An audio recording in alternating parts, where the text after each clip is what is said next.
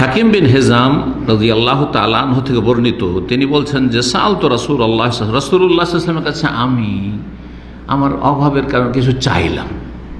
এখানে সাল তো মানে দুটো হয়, জিজ্ঞাসা করা হয় আর ভিক্ষা করা চাওয়া হয়। এই জন্য ভিক্ষুকে সাইল বলা, অম্মা সাইলা ফালা তানহার, সাইল ভিক্ষুক। তো তিনি তার অভাবের জন্য একটু স্বভাবটা কীরকম ছিল, একটু চাওয়া স্বভাব ছিল, খানিকটা চাওয়া ছিল। অনেকের আছে অভাব থাকলেই চট করে চেয়ে ফেলবে মানুষের কাছে, আর অনেকে আছে মানুষ সম্মান নিয়ে মরে, ও যদি না খেয়েও থাকে কাউকে কিছু বলবে না, চাইবো না। অনেকে আবার এরকম আছে। তো ইনি নবী সাল্লাল্লাহু আলাইহি ওয়াসাল্লামের কাছে চাইলেন, বলছেন ফাআতানি, আমাকে দিলেন। নবী সাল্লাল্লাহু আলাইহি ওয়াসাল্লাম চাইলেই দিতেন।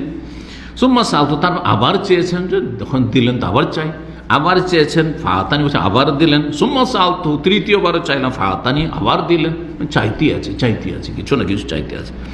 সুম্মা কালা রাসূলুল্লাহ, তারপর রাসূলুল্লাহ সাল্লাল্লাহু আলাইহি ওয়াসাল্লাম বললেন, হে হাকিম শোনো, ইন্না হাযাল মালা খাযরাতুন হুলওয়া, এই যে ধন সম্পদ পয়সা, এটা খুব সবুজ, হ্যাঁ, চাকচিক্যময় আর খুব মিষ্টি, মজা লাগে। পয়সা খুবই মজা লাগে।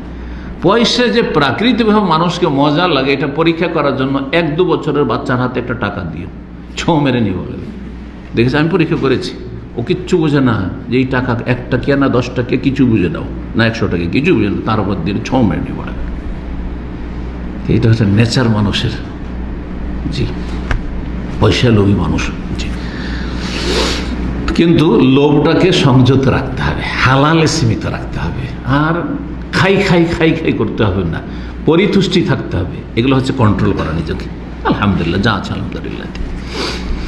তো খুব মিষ্টি, খুব মজা লাগে পয়সা, কিন্তু নবী সাল্লাল্লাহু আলাইহি ওয়াসাল্লাম বলছেন ফামান আখাযাহু বিসাখাওয়াতি নাফসিন বুরিকা লাহু ফি, কিন্তু কেউ যদি নিজের অন্তরের উদারতার সাথে, দানশীলতার সাথে, আল্লাহ দিয়েছেন দান করব, আমাকে আল্লাহ দিয়েছেন আরো কারো কাছে নেই, দেবো মানুষকে, আমিও খাবো, আরো কাউকে খাওয়াবো, এই মন মানসিকতা নিয়ে যদি কেউ পয়সা গ্রহণ করে, হাসিল করে, বুরিকা লাহু ফি, তাহলে আল্লাহ বরকত দিবেন তাতে।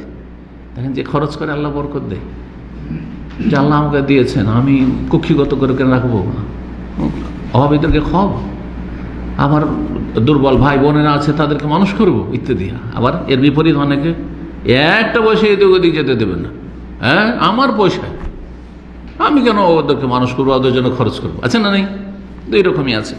বরকত কার হবে? যে খরচ করবে উদারতার সাথে। অমান আখাযা হবে ইসরাফে নাফসিন, আর যে লোভী হয়ে পয়সা নেই, পয়সার জন্য অত্যন্ত উদ্গ্রীব লোভী, লাম ইউবারাক লাহু, বরকত হবে না। যে পয়সার পিছনে ছুটবে, পয়সা পালাইবে, আর যে পয়সার উপরে একটু ভক্তি কম রাখবে, পয়সা ওর দিকে ঝুঁকবে। এটা হচ্ছে আল্লাহর নীতিমালা। ওয়াকানা কাল্লাযী ইয়াকুলু ওয়া লা ইয়াশবা, ওই ব্যক্তি, যেই ব্যক্তি বড় লোভী পয়সার, সেই ব্যক্তির উদাহরণ হচ্ছে এমন রোগীর মতো যে খায় কিন্তু পেট ভরে না। খেলে তো পেটটা ভরে যায়, পেটে তো আর বেশি আঁটবে না, কিন্তু মন ভরে না। যেটা কি বলা হয়, খাই মিটে না, খাই মিটে না, মন ভরে না, ওই রকম। ওয়াল ইয়াদুল উলিয়া খায়রু মিনাল ইয়াদিস সুফলা, আর শুনে রাখো হাকিম, ওপরের হাতটা নিচের হাতের চাইতে অনেক ভালো। তুমি যদি দিতে পারো, এটা অনেক ভালো নেওয়ার চাইতে, হাত পাতার চাইতে। হাকিম বলছেন ফাকুলতু ইয়া রাসূলুল্লাহ, হে আল্লাহ রসুল, লজ্জা লেগেছে, বারবার চেয়ে ফেলেছে। নবী সাল্লাল্লাহু আলাইহি ওয়াসাল্লাম তো অল্প স্বল্প দেননি, চেয়েছে একটা উঁট দাও, নিয়ে যাও আরেকবার আরেকটা উঁট নিয়ে নাও, এইরকম। এটা ভাববেন না যে দিয়ে, মানে হয়তো 1 মুষ্টি দিলেন, 10 টাকা দিলেন, 5 টাকা দিলেন, না, আমাদের মতো না। চাইতে এসে একটা উঁট ধরিয়ে দিয়ে যাও, একটা উঁট নিয়ে যাও, চাইতে এসে আবার আরেকটা উঁট ধরিয়ে দিয়েছে, আর ধরে আর একটা উঁট, আর 3 বারই। একটা লোকের আর কয়টা বাহন লাগে? ধরেন একটা গাড়ি যদি আমার হয়ে যায়, আর কি চাই, 3টা গাড়ি দরকার হবে, হ্যাঁ। যার মানে লোভের শেষ নেই, সে ওইরকম চিন্তা করবে, একটা ছোট চাই, একটা মাঝারি সাজে, আর একটা আবার জিএমসি চাই, ঠিক না? লোভের শেষ আছে, করছো মানুষ এরকম। তো হাকিমের হুঁশ হয়েছে যে আমি আসলে বেশি লোভ করে ফেলেছি।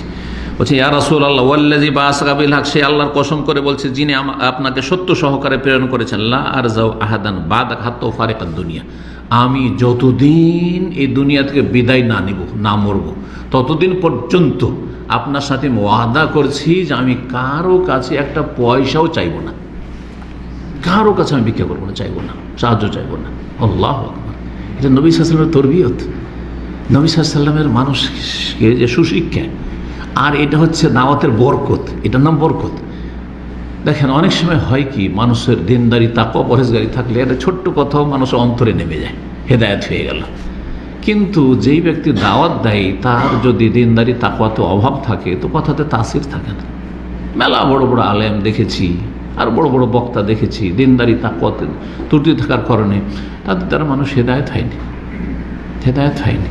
রেজাল্ট অনেক ভালো ছিল পড়াশোনায়, কিন্তু দাওয়াতের ময়দানে নামতে পারেনি, অথবা কোনো রকমের বরকত দেখা যায়নি। পয়সা হয়েছে কিন্তু দাওয়াতে কোনো তাসির নেই। বুঝতে পেরেছেন? সুতরাং যদি আপনি চান যে আপনারও একজন দায়ী, আপনার গ্রামে কি আপনি দায়ী, আর কেউ নেই, আপনি সেইখানে, ওখানে আমিও থাকবো না, আর আপনার চাইতে সিনিয়র যে ভাইরা ওরাও থাকবে না। আপনি যত ভালো মানুষ হবেন, যত নেক নিয়ত রাখবেন, তত বেশি আপনার কথাতে তাসির হবে, সুপ্রভাব পড়বে। তো সুবহানাল্লাহ, একটি কথাতে নবী সাল্লাল্লাহু আলাইহি ওয়াসাল্লাম বললেন যে দেখো, পয়সা খুব কিন্তু স্বাদের, মজা লাগে আর চাকচিক্যময়, কিন্তু লোভ সামলে রাখবে পয়সার ক্ষেত্রে। তারপরে আবু বকর সিদ্দিক রাদিয়াল্লাহু আনহু খলিফা হইলেন, 2.25 বছর থাকলেন।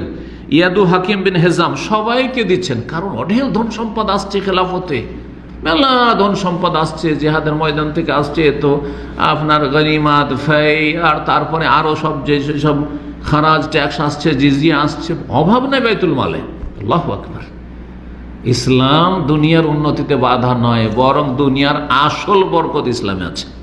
এইটা জাহেলরা বুঝে না, এটা যারা সেকুলার তারা বুঝে না, দুনিয়ামুখী তারা বুঝে না। একজন দিনদার ঠিকই বুঝে, মানসিক শান্তি আছে, অল্পতে পরিতুষ্টি আছে, খুব শান্তি আছে। আলহামদুলিল্লাহ রাব্বিল আলামিন। আল্লাহ বরকত দান করুন আপনাকে। আবু বকর সিদ্দিক রাদিয়াল্লাহু সবাইকে ডাকতেন, নিয়ে যাও। হাকিমকে বলতেন যে আসো, নিয়ে যাও, সবাইকে দিচ্ছি, কেন তুমি কেন আসো না, তুমি কোনো সময় আসো না, চাও না, নিও না। ফায়াবা আন ইয়াকবালাহু, বলছে আমি নিব না, আমার লাগবে না কিছু। আল্লাহ, অভাব আছে, না লাগবে না, আমি ওয়াদা করেছি আমার নবীর সাথে সাল্লাল্লাহু আলাইহি ওয়াসাল্লাম। সুম্মা ইন্না ওমর 10 বছর বেশি, 10.5 বছর। ওমর রাদিয়াল্লাহু তাআলা আনহু, তার জামানে আরো খেলাফত ধনী হয়ে গেছে, বাইতুল মালে ধন সম্পদের অভাব নেই, অঢেল ধন সম্পদ। ওমর রাদিয়াল্লাহু তাআলা তাকে ডাকতেন লিইউতিহু, দেওয়ার জন্য। ফাআবা আন ইয়াকবালা মিনহু শাই'আন, কোনো কিছু নিতে চাইতেন না, অস্বীকার করতেন, আমি নেব না, আমার লাগবে না। আল্লাহ, যেমন তেমন নয় তরবিয়ত। সুবহানাল্লাহ। ফাকালা ওমর রাদিয়াল্লাহু তাআলা, সবাই নিচ্ছে, এই লোক নিচ্ছে না। এখন আশেপাশে কেউ বিরূপ মন্তব্য করতে পারে, আছে না, যে দেখো সবাইকে দিচ্ছে, কিন্তু এই যে দেখো হাকিমটাকে দেয় না, গরিবটাকে দেয় না, বলতে পারে না, গরিবটা গরিব হয়ে আছে। তখন ওমর রাদিয়াল্লাহু একদিন বলছেন দরবারে, ইন্নী উশহিদুকুম ইয়া মাশারাল মুসলিমিন, হে মুসলিম মুহাজিরিন আনসার, তোমাদেরকে আমি সাক্ষী রাখছি, আল্লাহ হাকিম, এই হাকিম বিন হেজাম সম্পর্কে, আন্নী আরিজু আলী হাক্কাহু মিন হাযাল ফাই, এ ফাইয়ের অঢেল ধন সম্পদ আসছে, আর তার যে অধিকার আছে, হক আছে, প্রাপ্য, তা দেওয়ার জন্য বারবার তার সামনে পেশ করছে, নিয়ে যাও। ফাইয়া বাই আখুযাহু, কিন্তু সে নিতে চায় না, অস্বীকার করছে, ভালো করে জেনে না। ফালাম ইয়ারজা হাকিমুন আহাদান মিনান নাসি বাদা রাসূলিল্লাহ হাত্তা তুফিয়া, তার মরণ পর্যন্ত আজীবন কোন ব্যক্তির কাছ থেকে একটা পয়সা নেয়নি সে। সুবহানাল্লাহ। এটা হচ্ছে কি দাওয়াতের প্রভাব, দাওয়াতের প্রতিফলন। তো দাওয়াতের প্রতিফলন ব্যক্তি জীবনের উপর পড়বে, পরিবারের উপর পড়বে, সমাজের উপর পড়বে। আপনি আপনার বাড়িতে গিয়ে আপনার স্ত্রীকে ঠিক করতে পারবেন না, কেন? যদি বাঁকা হয়তো আপনার ছেলে মেয়েকে কেন ঠিক করতে পারবেন না? আরে ঠিক করার বিভিন্ন পন্থা আছে, কৌশল আছে, কোরআন এবং হাদিস তো আছেই।